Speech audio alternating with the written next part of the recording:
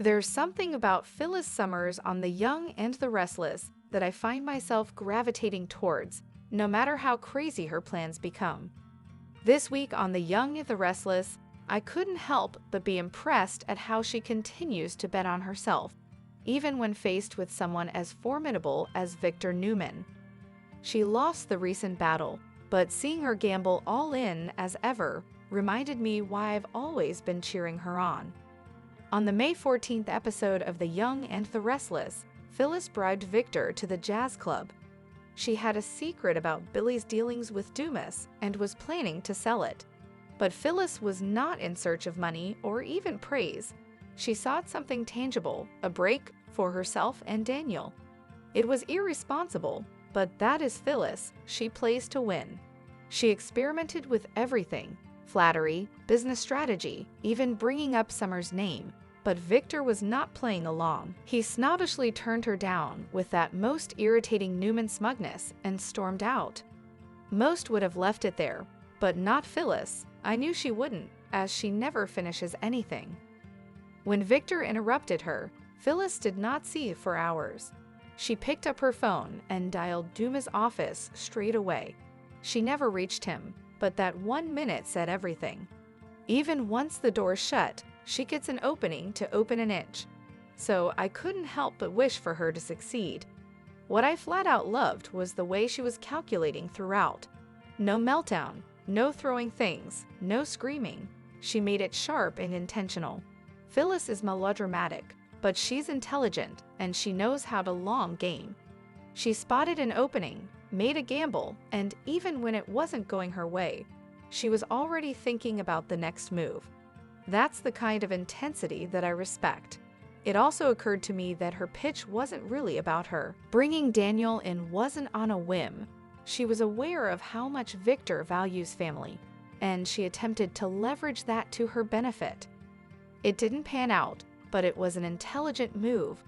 Phyllis does not hurl wild accusations in the dark, and she plots ahead even when it appears rash. In all justice, I don't think she receives nearly as much credit as she should. Many viewers want to peg her as a troublemaker or a wild card, but she's a survivor. She's absorbed blow after blow, legal woes, public humiliation, personal betrayals, and then just shutters off and gets back in the game. That's not common resiliency in Genoa City on The Young and the Restless.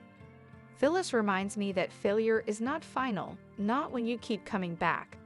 She might not be on top of things at the moment, but I can feel it in my gut. She's building towards something better. She always is.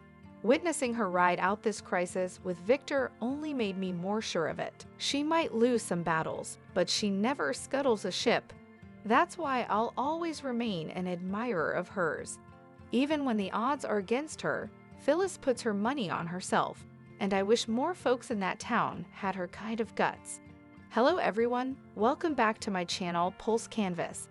It's me, Julie, here. I hope everyone is having a wonderful day. Keep watching, so let's dive into today's video. The Young and the Restless spoilers for Friday, May 16, hint that Sharon Newman will catch Phyllis Summers and Nick Newman's cozy moment. Amanda Sinclair will also be back for a new storied arc, so here's what Y and R fans can expect. For starters, Nick will find himself in a very familiar situation. That could involve being stuck in the middle of his exes since Sharon's about to head to the park, where Nick has been comforting Phyllis. There's a good chance Sharon will pop up just in time to find Phyllis in Nick's arms. That may stir up some jealousy as well as some tension, so Phyllis and Sharon's newfound peace could land in jeopardy. However, Sharon might manage to hold her tongue and stuff down her emotions for the most part. Phyllis is legitimately having a hard time, so Sharon may recognize that, even if she isn't happy about Nick playing rescuer for his other former flame this time around. Over with Sally Spectra, she'll fret over Billy Abbott and his vengeful side. If Billy lets that part of himself take over, it could end badly for Abbott Communications. Sally will understand why Billy's grown frustrated with Victor Newman's incessant attempts to target him, but she'll also know Billy can be his own worst enemy. Billy sometimes lets his desire for revenge consume him, so Sally will fear he could be headed down that road again, especially if Adam Newman actually goes through with publishing the smear campaign Victor demanded. Sally will try to keep Billy's eye on the prize when it comes to his newest business venture, but Billy's impulsive, vengeful nature could become a bigger problem in the coming episodes.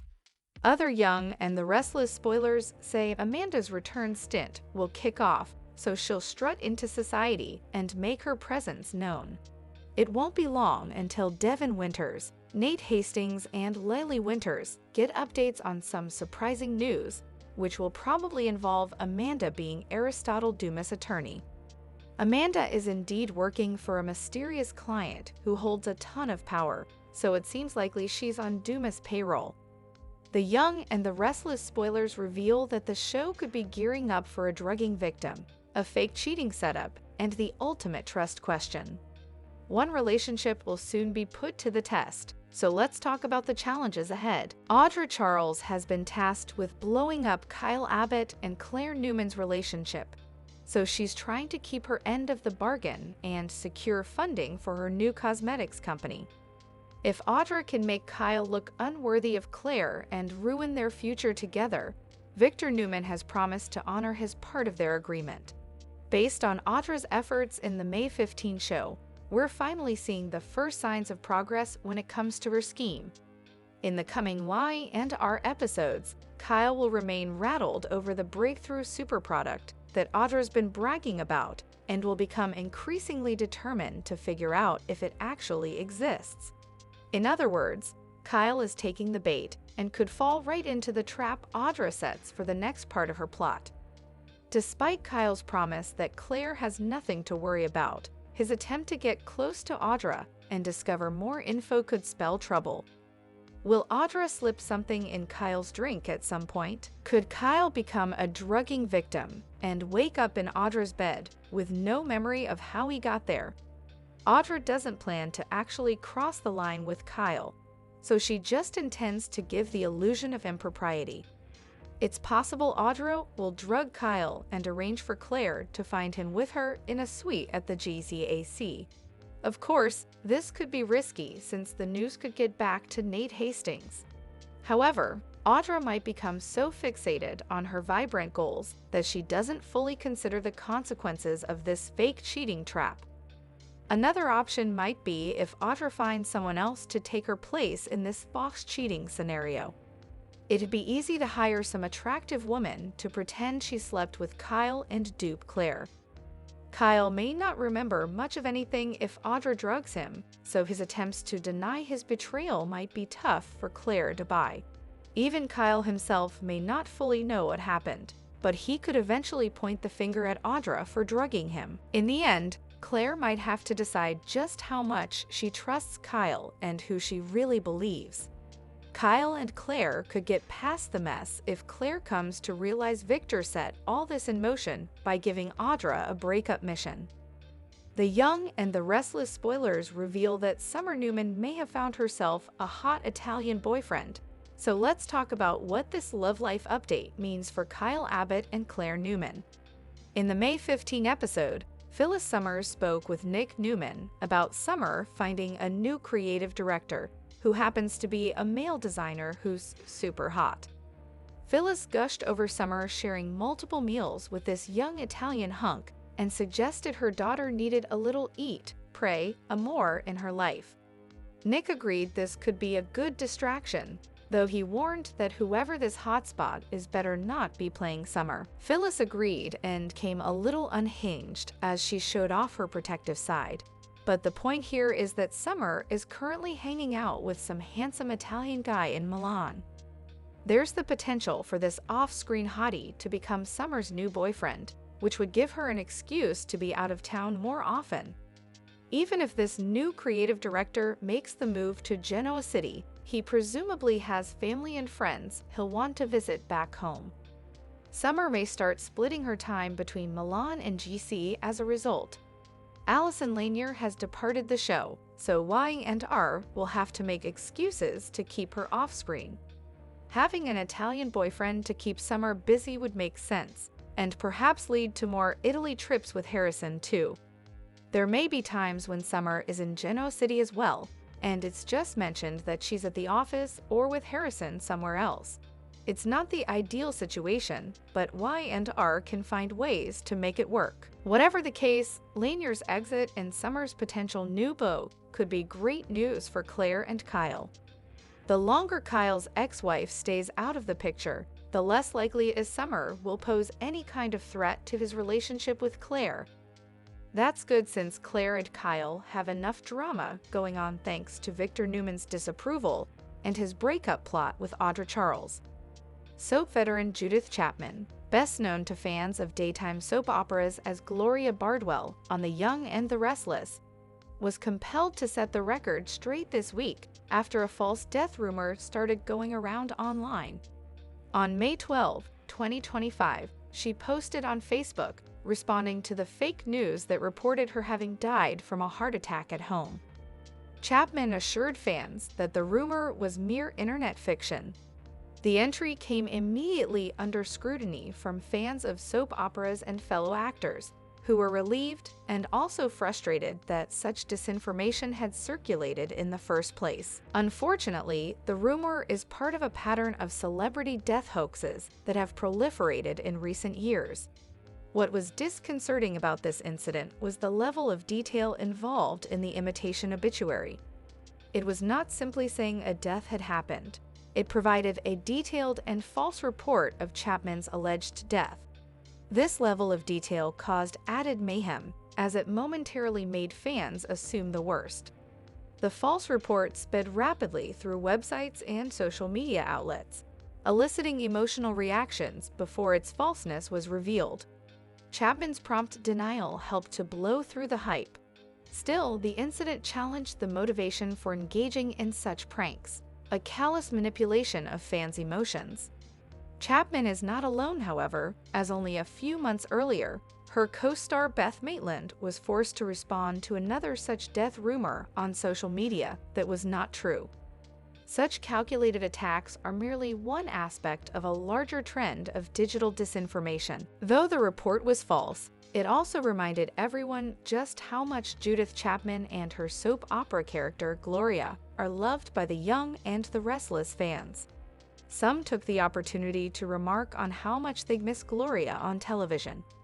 Judith Chapman was born on November 15, 1951 in Greenville, South Carolina. She was raised by her father, U.S. Air Force Brigadier General Leland C. Shepard Jr. She trained in theater at Stephens College and apprenticed with the Actors Studio in New York before venturing into television, film, and commercials. She played her first soap role in 1975 as Natalie Bannon Hughes on As the World Turns. She then busied herself with several roles: Ginny Blake Weber on General Hospital, Sandra Montaigne on One Life to Live, and Angelica Deveraux on Days of Our Lives. Chapman played the role of Gloria Fisher Bardwell on The Young and the Restless in 2005, taking the place of Joan Van Ark. She brought with her a blend of sass, vulnerability, and style to the character that won her long-term fan love. Along with her soap work, Chapman labored on such programs as Kojak, Magnum, PI, and Murder. She wrote and had cameos in movies 28 Days and The Sweetest Thing. Chapman played First Lady Nancy Reagan in 2021 for the award-winning film King Richard, which attested to her diversity of work. The Young and the Restless spoilers indicate that Victor Newman rarely praises anyone's work, unless he has his hands in the pot. However, his portrayer, Eric Braeden, is another story. The soap opera legend recently hopped on social media to applaud the work of a former My and Our colleague. Braeden hopped on Facebook and shared his thoughts on the Season 2 finale of Tracker, a show in which his former My and Our co-star, Justin Hartley, stars in and is also executive producer. Fans may recall that Justin Hartley played Braden's on-screen son, Adam Newman, from 2014 to 2016. Tracker's Season 2 finale aired this past in a FB post. Eric wrote, "I was blown away by the final show. Excellent script, direction, casting, camera work, locations. He went on to say, and Justin is one of those rare actors with absolute authenticity. One believes every move. Great show, brother. Fans chime in, of course. Braden's FB followers were quick to chime in the comment section, with many of them agreeing with the moustache about Tracker, the Season 2 finale, and Hartley's performance. Some even commented that Hartley was their favorite. With that said, considering how on fire Hartley's career is right now, there's little to no chance that Hartley would return to the land of Geno City and slip back into Adam's shoes after his NBC hit This Is Us ended in 2022. Hartley quickly walked into the Tracker project, playing the lead role of Coulter Shaw. The drama became an instant hit on CBS after it debuted in February 2024 and continues to go strong in the ratings. Did you enjoy the Tracker Season 2 finale? Do you sort of wish Justin Hartley could pull double duty and return to GC as Adam Newman too? Share your thoughts. Tune into the CBS Soap Daily so you don't miss a moment of the drama. And visit this site often for the best Young and the Restless spoilers, updates, and news. The Young and the Restless is stirring up drama again, and this time, Mariah is the one in crisis. After returning from a recent business trip, she's clearly hiding something. Her body language is tense, her mind seems clouded, and she's doing everything possible to keep her wife, Tessa, in the dark.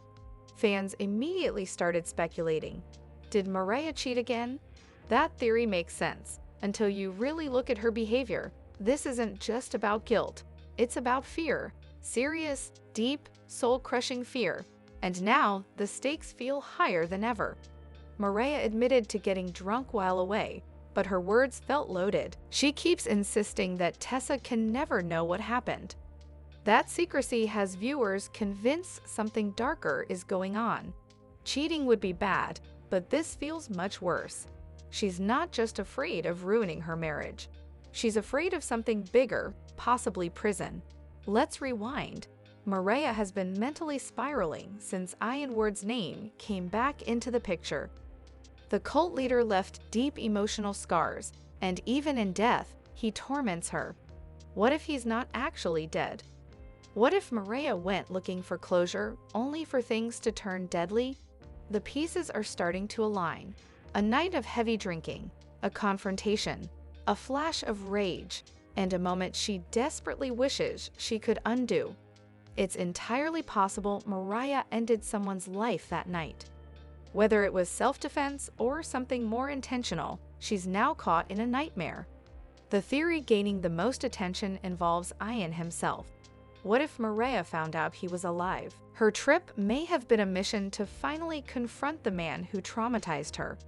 If she found him and killed him, either accidentally or out of self-protection, that would explain everything. Her silence, her fear, the way she flinches at Tessa's questions. Mariah's not acting like someone who made a romantic mistake. She's acting like someone carrying a body-sized secret. And if that secret gets out, her entire world collapses. While Mariah struggles to hold it together, Tessa is growing more suspicious by the day. She senses something is wrong. And with each passing moment, the space between them grows wider. Tessa's already been through so much with Mariah. But murder? That's a line she may not be able to cross. Even if she tries to forgive, the emotional damage could destroy their bond forever.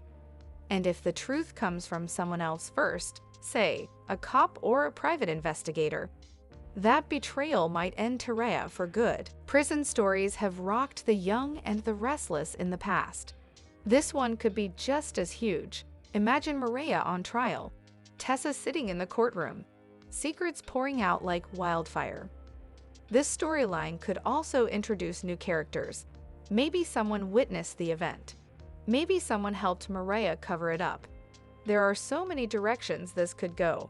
Whatever happens, it's clear that the young and the restless is building towards something explosive.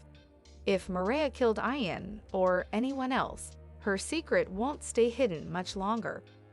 With guilt eating her alive and Tessa growing suspicious, the truth is bound to surface soon. Fans of The Young and the Restless should brace for impact. This storyline has all the ingredients for heartbreak, betrayal, and major fallout. Stay locked on Soap Opera Daily for all the latest drama, spoilers, and wild theories from The Young and the Restless. Don't miss a single twist. May 7 marks the 35th anniversary of Victoria Rowell's iconic debut as Drusilla Winters on The Young and the Restless. What better day for a surprise return? The excitement is palpable, and it's only just beginning. Let's break down what could be one of the most explosive twists in soap history.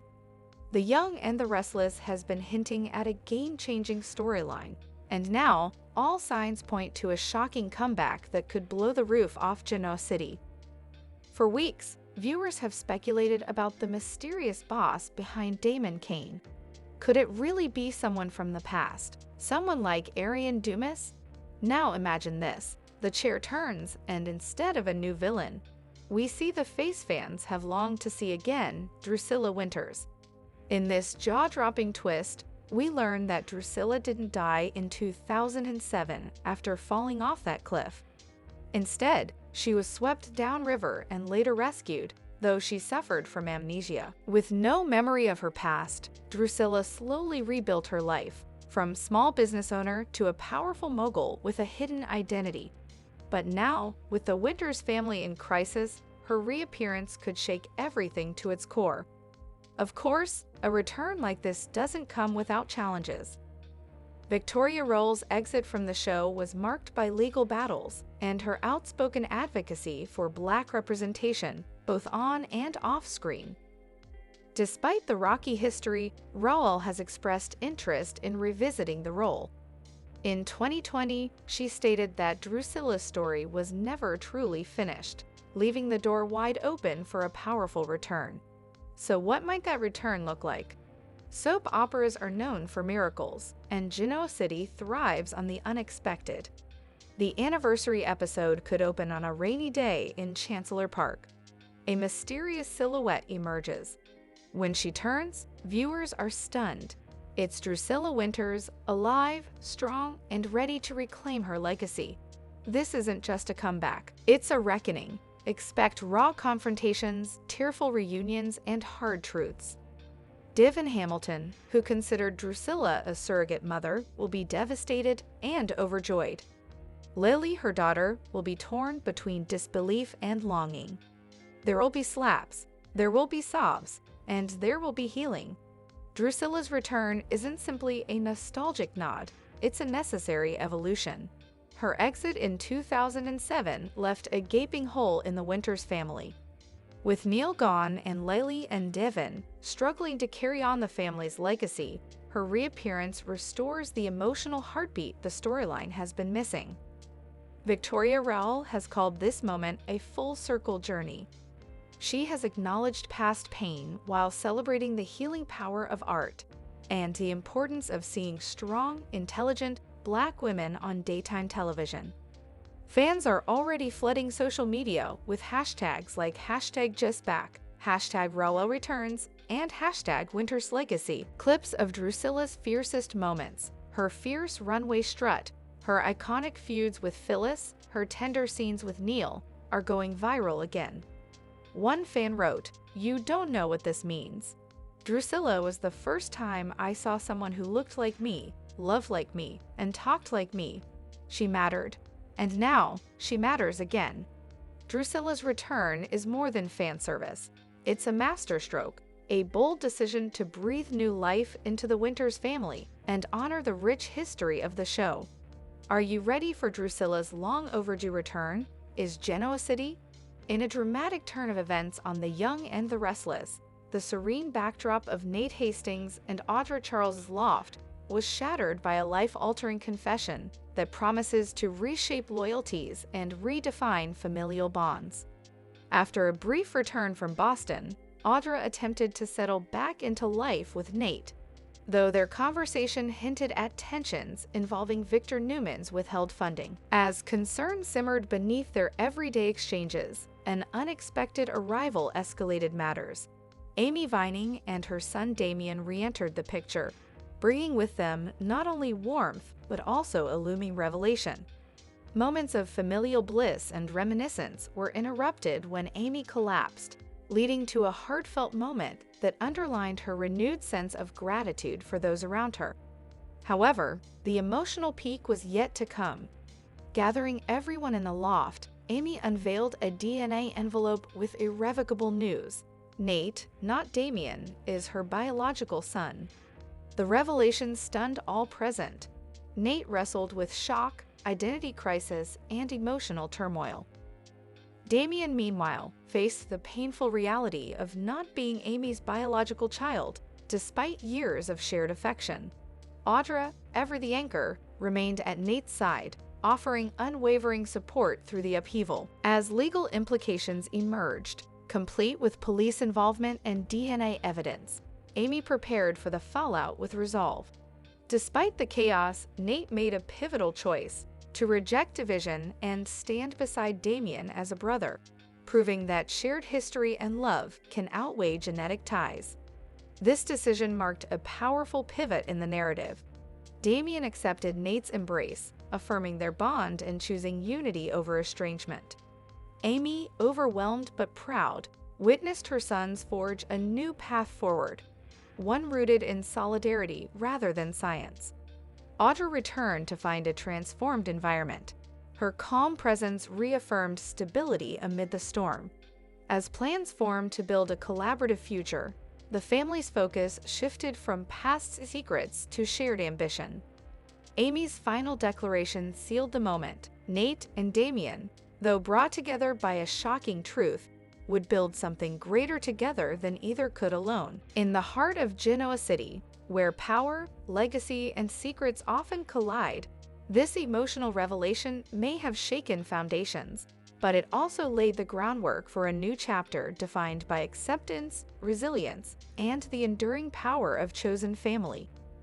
In a gripping turn of events on The Young and the Restless, Cole's critical health crisis reaches a breaking point. Diagnosed with kidney failure, Cole faces a bleak future with little time to wait for a donor. Despite overwhelming support from those around him, none are a match, except Kyle Abbott. The revelation that Kyle, not related to Cole by blood, is the only compatible donor sends shockwaves through Genoa City. The discovery forces Kyle into a moral and emotional crossroads. Donating a kidney would mean surrendering part of his own health, a permanent sacrifice that could impact his future. Jack and Diane, alarmed by the risk, adamantly oppose his involvement, highlighting the personal cost Kyle could face. As time runs out, tensions escalate. Claire confronts Jack and Diane, arguing for Kyle's autonomy in making a life-saving decision. Summer, equally torn, threatens to expose the situation publicly if Kyle is blocked from proceeding. Ultimately, the pressure mounts and Kyle chooses to speak from the heart, emphasizing legacy, family values, and the importance of living with integrity. Jack, deeply moved, ultimately offers his support. Diane follows, tearful but accepting. With his parents' blessing, Kyle proceeds with the surgery. In a symbolic and solemn moment, he is wheeled past Cole's bedside, signaling his commitment to the life he's about to help save. The transplant is a success. Surgeons confirm Cole's body accepts the kidney, and the atmosphere in the hospital shifts from despair to cautious hope. When Cole awakens to see Kyle, gratitude replaces uncertainty. A new bond is forged, one defined not by blood, but by the gravity of Kyle's sacrifice. News spreads quickly, even reaching Victor Newman, who acknowledges Kyle's act with rare admiration. A simple handshake conveys the respect that years of corporate maneuvering could never earn. The decision cements Kyle's place in the Newman sphere, not as an outsider, but as a man of principle. However, Kyle's choice was not without personal turmoil. He had wrestled privately with the implications. Claire's emotional plea, Victoria's maternal desperation, and the shadow of Summer's past sacrifice all weighed heavily. Kyle feared the emotional fallout, including how Claire might perceive him post-surgery. Would his act bring them closer or highlight an irreversible change. In the end, clarity emerged. Kyle understood that true love and true courage often demand difficult choices. His call to the transplant coordinator signified not just consent, but conviction.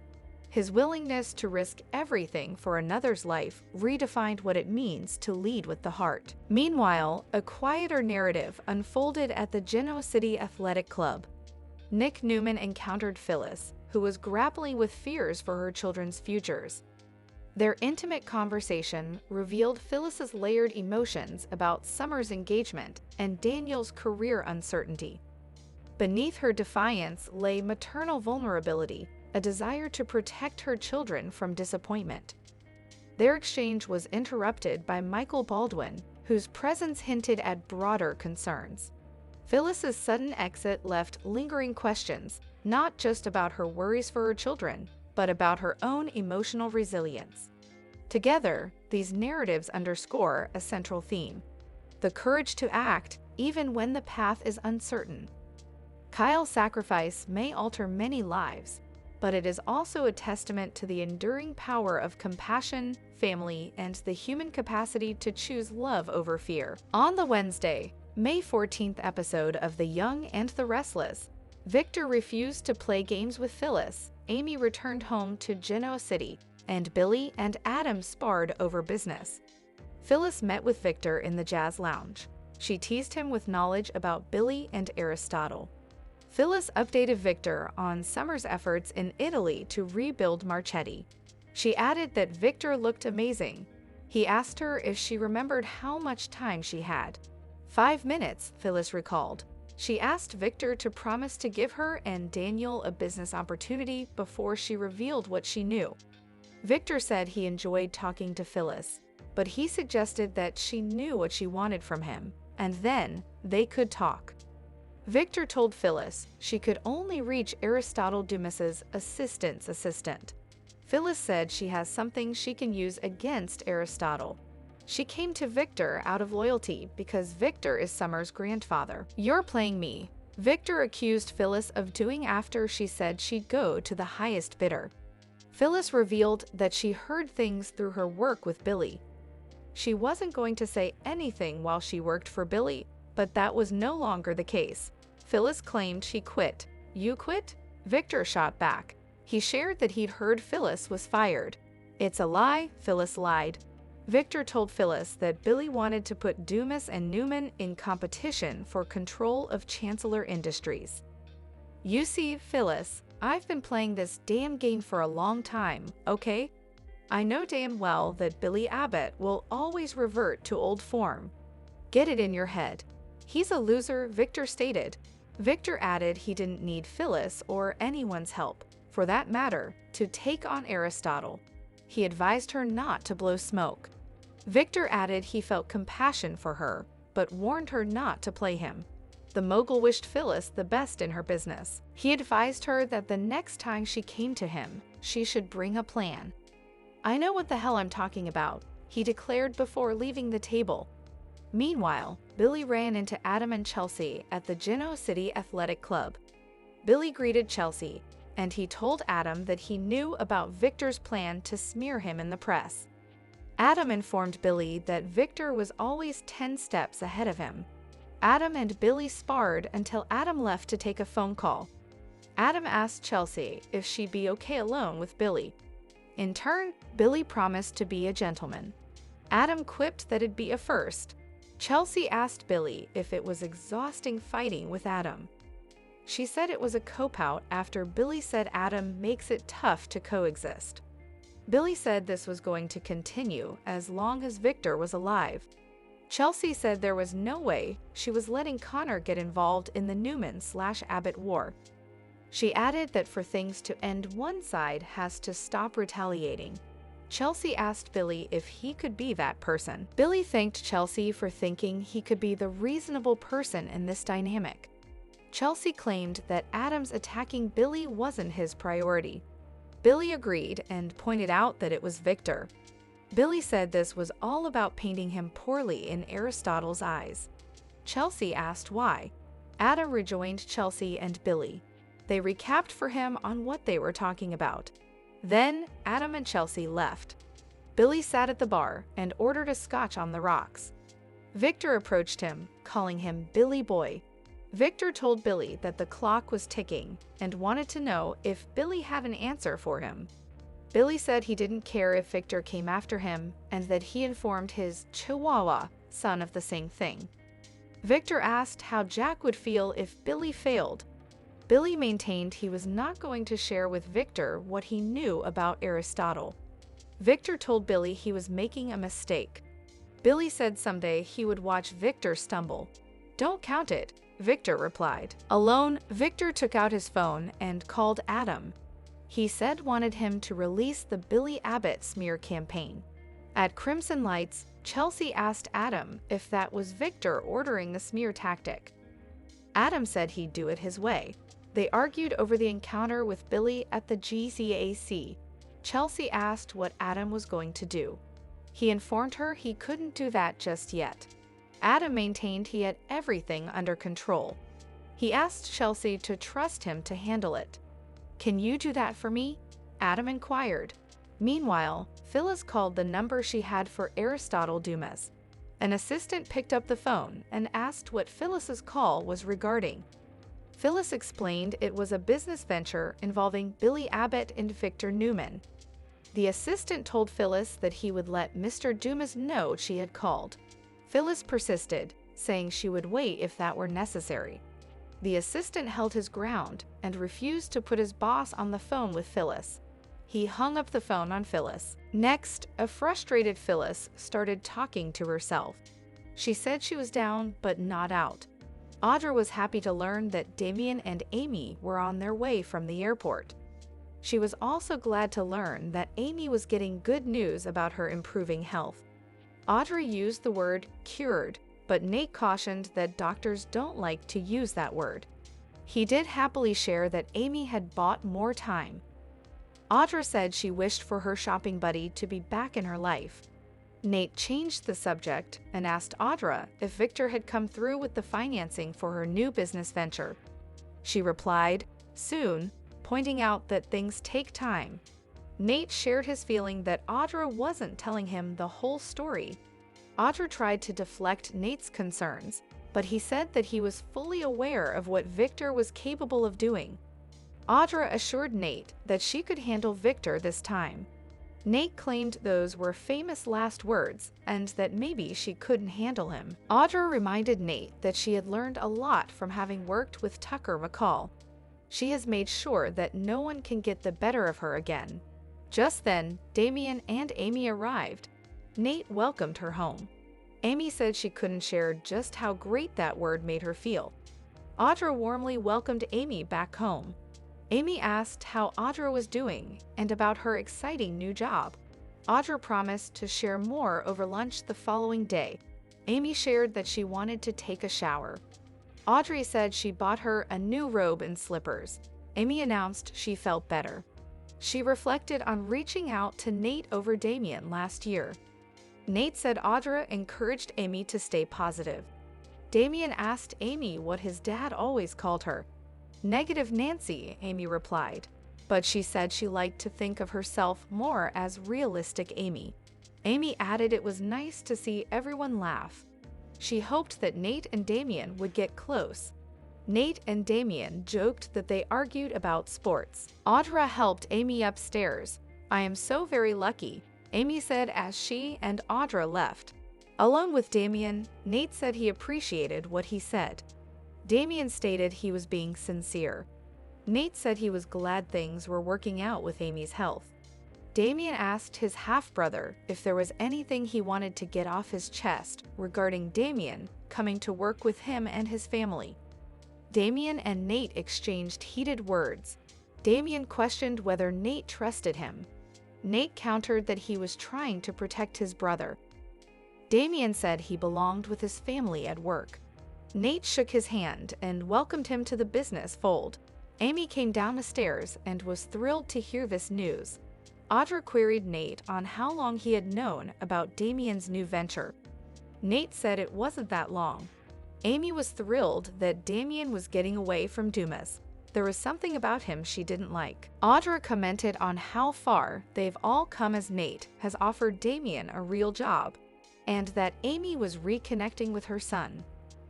"I could not be happier or feel more blessed," Amy said. The Young and the Restless recap for Thursday, May 15, reveals that Claire Newman will get nervous over Kyle Abbott's plan to get close to Audra Charles. So let's discuss the drama that's brewing in Genoa City. At Crimson Lights, Audra will play up some super product she's working on for Vibrant, one that's groundbreaking and going to shake up the cosmetic industry.